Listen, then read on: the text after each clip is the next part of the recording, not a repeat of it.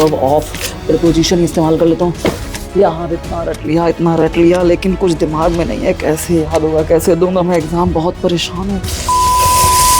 दिन भर ऑब्जेक्टिव रटते हो, दिन भर सब्जेक्टिव रटते हो, लेकिन रटने का कोई भी फायदा नहीं मिलने वाला। बाहर से कोई क्वेश्चन बन के आ गया तो आप उसे नहीं कर पाओगे। मुझे पता है प्यारे बच्चे, एग्जाम में बहुत ही कम समय बचा हुआ है। एग्जाम के टाइम में आप वो सब कुछ भूल जाओगे। 12-12 घंटे पढ़ने से कुछ नहीं होगा। स्ट्रैटेजी बताने वाला हूँ जिससे आप पढ़ी हुई चीजों को लंबे समय तक याद रख सकते हैं। प्यारे बच्चे, दिन भर ऑब्जेक्टिव रटते हो, दिन भर सब्जेक्टिव रटते हो, लेकिन रटने का कोई भी फायदा नहीं मिलने वाला, क्योंकि एग्जाम के टाइम में आप वो सब कुछ भूल जाओगे। एग्जाम में कभी भी बाहर से कोई क्वेश्चन बन के आ गया तो आप उसे नहीं कर पाओगे। अगर कोई नया क्वेश्चन आ गया या फिर क्वेश्चन को घुमा के पूछ लिया तो आपका दिमाग चौक हो जाएगा और आप उसे नहीं कर पाओगे। रटने का कोई फायदा नहीं मिलता है प्यारे बच्चे। मुझे पता है प्यारे बच्चे, एग्जाम में बहुत ही कम समय बचा हुआ है और आप में से अधिकतर बच्चे इस समय सोच रहे होंगे कि सारा का सारा पीवाईक्यू ऑब्जेक्टिव रट लिया जाए, 1,000 ऑब्जेक्टिव रट लिया जाए। आप में से बहुत सारे ऐसे साथी होंगे जो 12-12 घंटे रट रहे होंगे। लेकिन प्यारे बच्चे, मैं आपको आज बता देता हूं, 12-12 घंटे पढ़ने से कुछ नहीं होगा अगर आप रट रहे हो तो। प्यारे बच्चे, रट्टा मार वाली पढ़ाई कभी भी आपको फायदा नहीं दे सकती है। प्यारे साथियों, अभी से रटना बंद कर दो। आज मैं आपको वो स्ट्रैटेजी बताने वाला हूं जिससे आप पढ़ी हुई चीजों को लंबे समय तक याद रख सकते हैं। आपको रटने की जरूरत नहीं पड़ेगी। आप एक बार पढ़ोगे तो वो चीजें आपके दिमाग में बसी रहेंगी, लंबे समय तक आपको वो चीजें याद रहेंगी। कैसे पढ़ाई करनी चाहिए, क्योंकि सर रटते हैं तो भूल जाते हैं, ऑब्जेक्टिव रटते हैं तो मुझे पता है आप भूल जाते हो। आप ऑप्शंस में कंफ्यूज हो सकते हो, ए ऑप्शन है कि बी ऑप्शन है, क्योंकि मैंने देख रखा है बहुत सारे ऐसे बच्चों को जो कंफ्यूज हो जाते हैं ऑप्शन नंबर ए सही है कि बी सही है, क्योंकि वो रटे रहते हैं। एग्जाम में ये समस्याएं आपके साथ भी होंगी अगर आपने रटा हुआ है तो। मैं आपका अपना साथी, आपका अपना बड़ा भाई, आज आपकी इसी सारी समस्या को सॉल्व करने वाला हूं कि भैया रटना नहीं है। क्या होगी वो प्रभावी विधि कि एग्जाम में 95%, भैया मैं फिर से कह दे रहा हूं, एग्जाम में अगर 95% स्कोर करना है तो वो कौन सी विधि होगी, आज मैं आपको बताने वाला हूं। वीडियो के अंत तक बने रहिएगा। 10 मिनट में आपको वो सुपर स्ट्रैटेजी बताने वाला हूं, वो सुपर मंत्र बताने वाला हूं जो आपको पालन करना है इस कम समय में। अगर आप 95% एग्जाम में लाना चाहते हैं प्यारे बच्चे तो वीडियो को अंत तक देखिएगा। प्यारे साथी, अगर मैं बात करता हूं कि आप सभी की जो इस समय प्रॉब्लम्स हैं, क्योंकि आप सभी का एग्जाम में बहुत कम समय बच रखा है, इस समय जो आपकी प्रॉब्लम्स हैं कि सर हम ना एग्जाम नजदीक है, समय बहुत कम बचा हुआ है, अब तो हमें डर लग रहा है, अब हम ऑब्जेक्टिव रटना स्टार्ट करेंगे, अब सारे के सारे जितने पीवाईक्यूज हैं वो सब रटना स्टार्ट करेंगे। लेकिन रटने की समस्या ये है कि अगर नए क्वेश्चन आ जाएंगे तो हम उन्हें कैसे करेंगे। भैया पीवाईक्यूज रटता तो हूं लेकिन भूल जाता हूं, ये हमारी सबसे बड़ी समस्या है कि भैया रट तो लेते हैं लेकिन हम उसे क्या करते हैं, भूल जाते हैं। ये भूलना बहुत बड़ी समस्या है। रटने वाले बच्चों के लिए सबसे बड़ी समस्या है भूल जाना। ठीक है, नए प्रश्नों से डरना, क्योंकि अगर नया प्रश्न आ गया, कोई ऐसा प्रश्न आ गया पीवाईक्यू में जो घुमा के पूछ लिया तो हम उसे नहीं कर पाएंगे, क्योंकि हमने उसके कंसेप्ट को नहीं सीखा है। हमने जाना ही नहीं है कि कोई प्रश्न बनता कैसे है। हमने उस प्रश्न को 2-3-4 तरीके से उसके मूलों को नहीं समझा है, क्योंकि पेड़ में सिर्फ और सिर्फ डंडी नहीं होती, उसकी शाखाएं भी होती हैं। एग्जामिनर उन्हीं शाखाओं से प्रश्न बनाता है प्यारे बच्चे। मूल डंडी को आप रट लेते हो लेकिन शाखाओं को आप पकड़ नहीं पाते, और जिस वजह से आपका एग्जाम में नंबर कम आ जाता है। आप कहते हो सर मैंने तो 12-12 घंटे पढ़ाई करी थी, लेकिन वो 12 घंटे की पढ़ाई किसी काम नहीं आती प्यारे बच्चे, क्योंकि आपने कंसेप्ट नहीं सीखा होता है। प्यारे बच्चे, आप सब्जेक्टिव से डर जाओगे, नए प्रश्नों से डर जाओगे, ये सब कुछ होगा हमेशा। सब्जेक्टिव स्टार्ट कैसे करें वो समझ में नहीं आता है। आज इन्हीं सारी समस्याओं पर आज हम बात करने वाले हैं प्यारे बच्चे इस वीडियो के अंदर। सबसे बड़ी बात है सर हम अब क्या करें, क्योंकि अब हमारे पास समय आ चुका है कि अब हम करें तो करें क्या। बहुत ही कम समय बचा हुआ है, नहीं रटेंगे तो हम क्या करेंगे। जब भी आप कोई प्रश्न देखो, जैसे मान लो आपने कोई पीवाईक्यू प्रश्न देखा प्यारे बच्चे, लेट्स से उदाहरण देता हूं ओम का नियम। तो ओम का नियम जब आप कोई भी प्रश्न देखते हो तो ओम का नियम में आप जब इसको देखते हो तो कई सारे बच्चे कहते हैं चलो सर इसको रट लेते हैं, इसका हम रट लेते हैं कि V बराबर I इंटू आर, हम ओम के नियम को V बराबर I इंटू आर रट लिया। लेकिन जब आप थोड़ा सा अंदर इसके घुसोगे तो क्वेश्चन तो यहां से भी पूछता है कि अगर किसी चालक की लंबाई दुगनी कर दें तो उसका प्रतिरोध कितना गुना हो जाएगा। क्वेश्चन तो शाखाओं से पूछता है, उस समय आप कैसे करोगे? उस समय आप नहीं कर पाओगे। क्वेश्चन अगर घुमा के पूछ लिया कि अगर किसी चालक का ताप और दाब को हम बढ़ा देते हैं तो इसका प्रतिरोध क्या बढ़ेगा या घटेगा, ये पूछता है क्वेश्चन में, तो आप उस समय नहीं कर पाओगे प्यारे बच्चे, क्योंकि आपने रटा हुआ है ओम का नियम जिसमें यह कहता है कि किसी चालक का वोल्टेज बढ़ाने पर धारा बढ़ जाएगी। जब आप ऐसा कुछ करते हो प्यारे बच्चे तो आप निश्चित ही उस सवाल को नहीं कर पाओगे जो थोड़ा सा भी घुमा के दे देगा। तो ऐसा हमेशा आपको सिचुएशंस देखने को मिलेगी कि रट्टा मार वाले बच्चे हमेशा जो है एक जगह पे आपसे पीछे हो ही जाएंगे।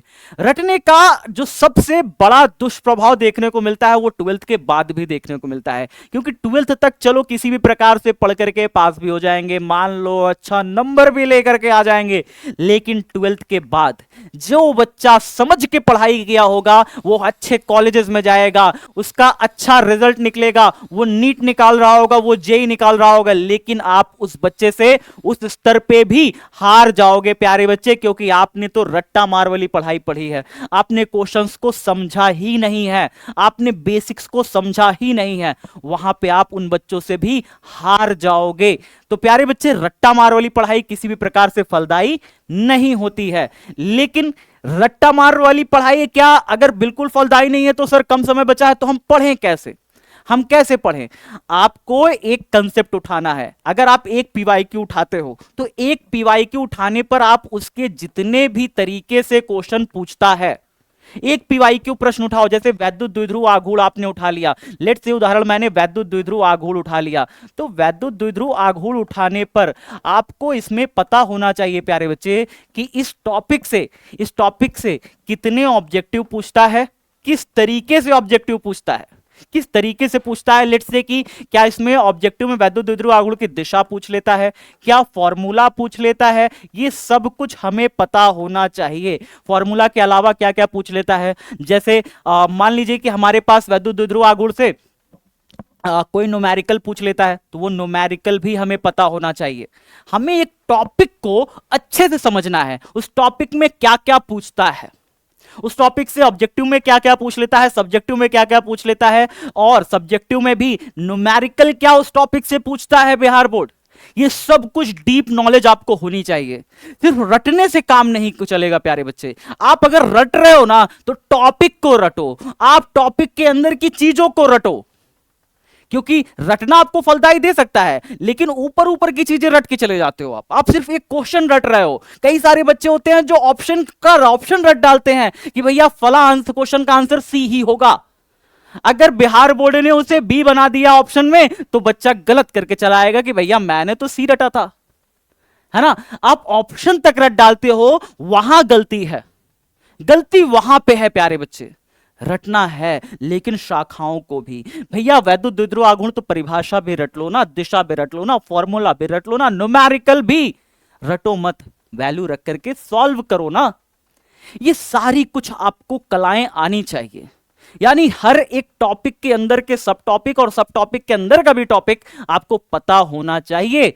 वैद्युत क्षेत्र की तीव्रता है, गॉस की प्रमेय है, कोई डेरिवेशन नहीं समझ में आ रहा, डेरिवेशन कैसे रटें सर, भूल जाते हैं। भूलने की क्या दिक्कत है? सबसे बड़ी समस्या सर भूल जाते हैं। ये भूलना कैसे सर दूर करें, हमारा सबसे बड़ी समस्या है। आज इस पे भी बात कर लेते हैं प्यारे बच्चे कि सर भूल जाते हैं। लगातार बच्चों के मेरे पास मैसेजेस आते हैं कि सर हम क्या करें, भूल जाते हैं। पढ़ते तो बहुत कुछ है लेकिन याद ही नहीं रहता, भूल जाते हैं। तो प्यारे बच्चे मैं आपको बताता हूं क्या करना है, ध्यान से सुनना। अगर आप कोई पढ़ी हुई चीज को भूल जाते हो, लेट्स से कि आपने आज 4 चीजें दिन में पढ़ ली, 4 चीजें दिन में पढ़ ली, 4 टॉपिक पढ़ लिया, फिजिक्स भी पढ़ लिया, इंग्लिश भी पढ़ लिया, हिंदी भी पढ़ लिया, 4 चीजें पढ़ ली दिन में। सोने के 1.5 घंटे पहले, ध्यान से सुनना, सोने के 1.5 घंटे पहले, 1.5 घंटे पहले, 1.5 घंटे पहले, ठीक है, 1.5 घंटे पहले, सोने के 1.5 घंटे पहले, ठीक है जी। क्या करना है सोने के 1.5 घंटे पहले? आपको सारा जितना भी आपने दिन भर में पढ़ा था सब कुछ लेकर के अपने सामने बैठ जाइए।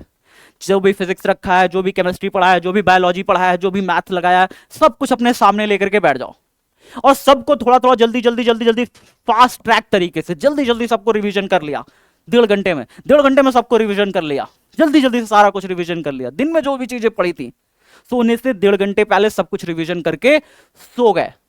जब आप सो जाओगे तो पता है क्या होगा, सोने के बाद आपकी कॉर्टेक्स मेमोरी में वो सारा ज्ञान, सारा का सारा ज्ञान संचित हो जाएगा प्यारे बच्चे, सारा का सारा ज्ञान संचित हो जाएगा। और जब आप सुबह उठोगे, एक बार बस दोहरा लेना दिमाग में कि यार फिजिक्स में क्या पढ़ा था, कल क्या पढ़ा था सोते समय, यार केमिस्ट्री में कल सोते समय क्या पढ़ा था, मैथ में क्या पढ़ा था, है ना। बस एक बार दोहरा लेना दिमाग में, आप देखोगे इसका बहुत ज्यादा बढ़िया रिजल्ट निकलेगा। आप जब सुबह उठ करके चीजें दोहराओगे ना कि भैया रात में हम क्या पढ़ के सोए थे, आपकी मेमोरी सारी चीजें को रिकॉल करेगी, सब चीजों को याद करना शुरू कर देगी और आप देखोगे इसका बहुत शानदार सा रिजल्ट। आपको मजा आ जाएगा ये देख करके कि भैया मुझे सब कुछ याद आ गया। अगर आप 10-15 दिन ऐसे करके देख लिए ना, 10-15 दिन, मैं विश्वास दिलाता हूं आप फिर कभी भी कोई चीज भूलने नहीं वाले। आपकी मेमोरी हर चीज याद रखेगी। सोने से पहले आप कोई चीज अगर रट के सोते हो ना, सुबह उठ करके बस उसी चीज को क्या करना है, ऐसे शांत दिमाग में बैठ करके उसको दोहरा लेना है, मन मन में, पूरा मन मन में दोहरा लेना है, भैया ऐसे पढ़े थे, ऐसे पढ़े थे, ऐसे पढ़े थे, ऐसे पढ़े थे, बस हो गया। बस देखना 15 दिन बाद आपको लगेगा कि यार सब कुछ एकदम मजा ही आ गया, सब कुछ एकदम याद रहने लग गया है। ठीक है, ये काम करना।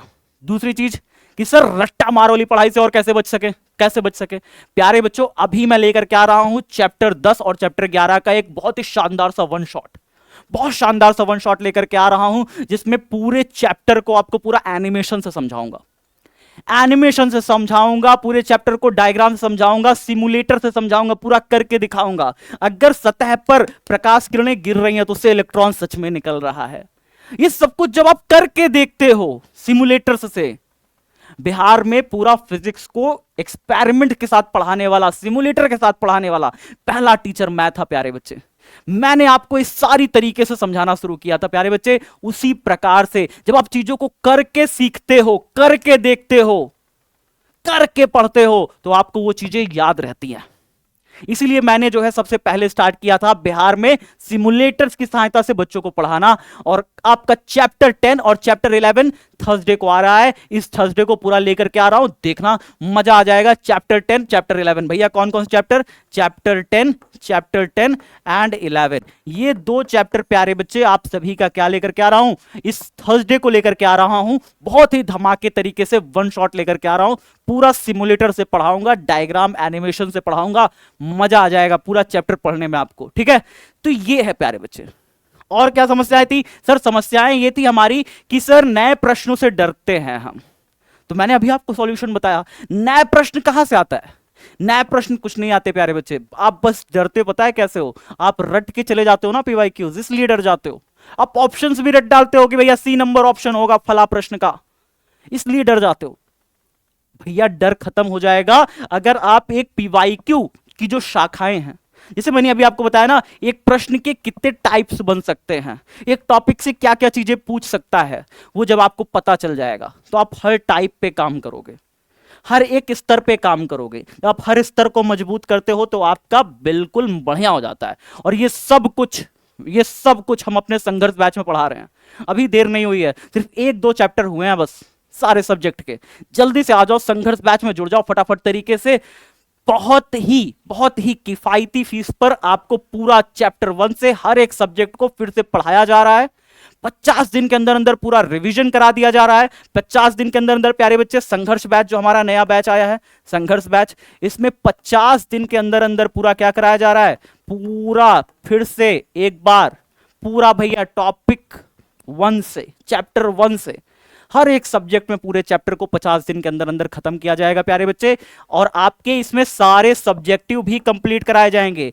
सबसे बड़ी बात, इसमें आपका टॉपिक मजबूत होगा, इसमें आपके कंसेप्ट मजबूत होंगे। ठीक है, आपके सारे सब्जेक्टिव, सारे ऑब्जेक्टिव कंप्लीट होंगे प्यारे बच्चे।